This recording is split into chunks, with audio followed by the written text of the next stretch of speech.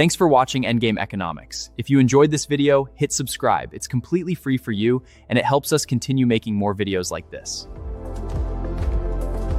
All right, let's jump right into this explainer. I want you to picture the scene. It's the morning of June 22nd, 2026, 8:47 a.m. in London. The Prime Minister walks out of number 10 Downing Street, steps up to that familiar little wooden lectern, and with a cracking voice, unexpectedly resigns. He tells the cameras that the parliamentary party has spoken, and he accepts their answer. That makes him the 6th British Prime Minister to stand on that exact stretch of pavement and announce their resignation in just 7 years. I mean, it feels like an absolute political earthquake, right? But here's the truly wild part. Over in Westminster, the political class is in total, utter meltdown. But across the river in Canary Wharf, the financial center, the bond traders barely even blink. When the resignation hits their terminals, the 10-year yield ticks up a mere 1 basis point. The pound dips just 0.25%. The market effectively just shrugs its shoulders and orders another flat white. In two completely different reactions, you have the entire story of modern Britain. But why exactly is the market so utterly indifferent to a historic government collapse? Well, let's figure it out. Section 1. Anatomy of a collapse.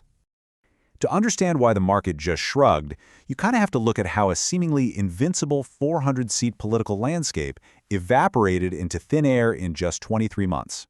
Go back to July 2024. You have this massive parliamentary majority of 411 seats. But the foundation, it was actually built on just 33.7% of the popular vote. It was a super fragile vote share that wildly overstated the government's actual on-the-ground support. It was basically like building a house on wet sand. By November 2025, the PM's approval rating had absolutely plummeted to minus 32%. Then comes May 2026, bringing a complete bloodbath in the local elections and the historic loss of Wales. And finally, you get the mechanism that actually removes British leaders, the slow-motion cabinet walkout. It always starts with junior ministers, moves up the ranks, and eventually forces the resignation. The sheer speed of this decay is genuinely staggering. Section 2. The heir apparent. So, let's meet the guy almost guaranteed to inherit this entire mess. And fascinatingly, he's a politician who built his popularity specifically by staying as far away from Westminster as possible. Andy Burnham, widely known as the King of the North. He's the overwhelming favorite here. He spent years as an MP before doing something incredibly smart back in 2017. He left the Westminster meat grinder to become the mayor of Greater Manchester. And while he was there, he gained real executive experience. He improved public transit, and he built this rock-solid reputation as an outsider defending his region against London. But to challenge for the top job, he needed a seat in Parliament again. So a safe seat was specifically vacated for him, and he just crushed the Makerfield by-election with 54.8% of the vote. He actually has the outsider credibility needed to reconnect with seriously frustrated voters. Section 3. The real Prime Minister. But here's the massive catch. Governing Manchester is not governing Britain. Why? Because Manchester doesn't have a bond market. You're probably familiar with the concept of the bond vigilante. These are unelected investors who essentially police a government's fiscal policy. When they think a government is spending recklessly, they just dump their UK government bonds. That causes yields, which are basically the country's borrowing costs, to spike, blowing a massive, immediate hole in the national budget. A large enough group of these unelected investors can just sell their bonds and strictly dictate the boundaries of what any prime minister is actually allowed to do. There's no debate, there's no vote, it's just the cold, hard logic of the market. Everyone in Westminster remembers the brutal 49-day tenure of Liz Truss back in 2022. Unfunded tax cuts caused such a violent market dump that the Bank of England literally had to step in just to save the pension system.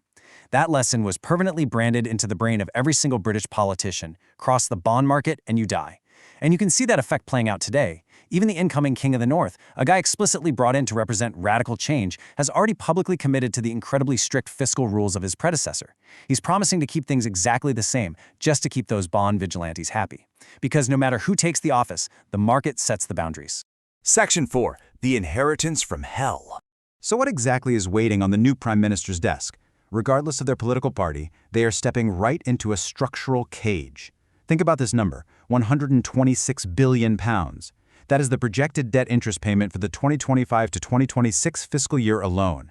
It is a monstrous, unmovable fixed cost that is quite literally larger than the entire UK defense budget. It is essentially a massive tax on the present just to pay for the borrowing of the past. It doesn't negotiate with you, it doesn't care if your policies lean left or right, and you absolutely cannot just legislate it away. Every single decision the new leader makes has to start with this massive financial weight already chained around their neck. And honestly, the rest of the economic dashboard is just as brutal. Objectively speaking, the country has simply stopped getting richer.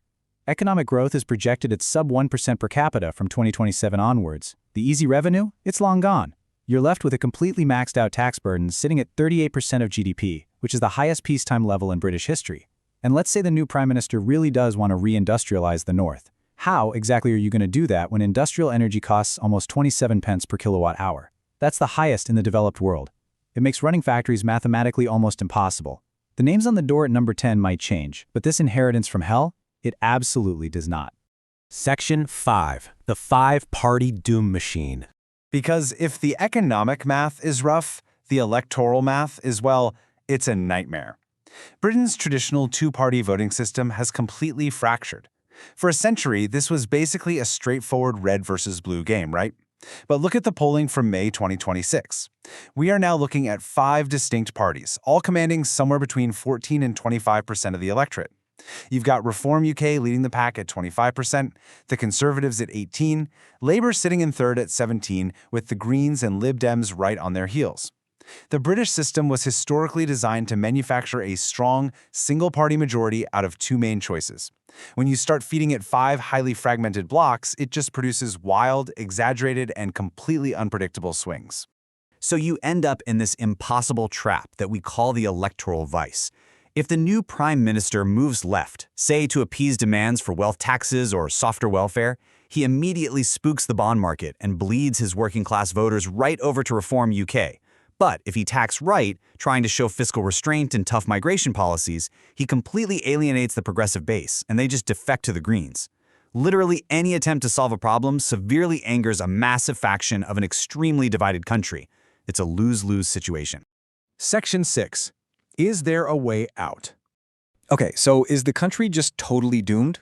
Actually, no. Other nations have successfully escaped this exact type of structural trap. And to be fair, the fundamental bones of Britain are still really good. World-class universities, incredibly deep capital markets, the English language. We actually know the playbook here, because countries like Sweden, Germany, and New Zealand have successfully run it. But the catch is, escape requires 3 very specific ingredients. Number 1, a leader who is genuinely willing to lose their power to push through hard, unpopular reforms. Number 2, an acute, sharp crisis, like a severe banking collapse that forces the entire nation to a consensus. And number 3, long-term political stability to see those decade-long reforms actually play out. But right now, Britain's incredibly fast-spinning revolving door of leaders, paired with a slow, grinding decline rather than a sharp shock, structurally prevents every single one of those solutions. So as we wrap up this explainer today, I really want you to look past all the daily political noise. Look right past the dramatic, tearful resignations on Downing Street and ask yourself this. Can any single leader, no matter how talented, actually overcome these massive structural realities? When a democracy gets totally trapped in this equilibrium, where the economics are restricted by bond markets and the politics are fractured across 5 different parties, does a simple change in personnel actually matter?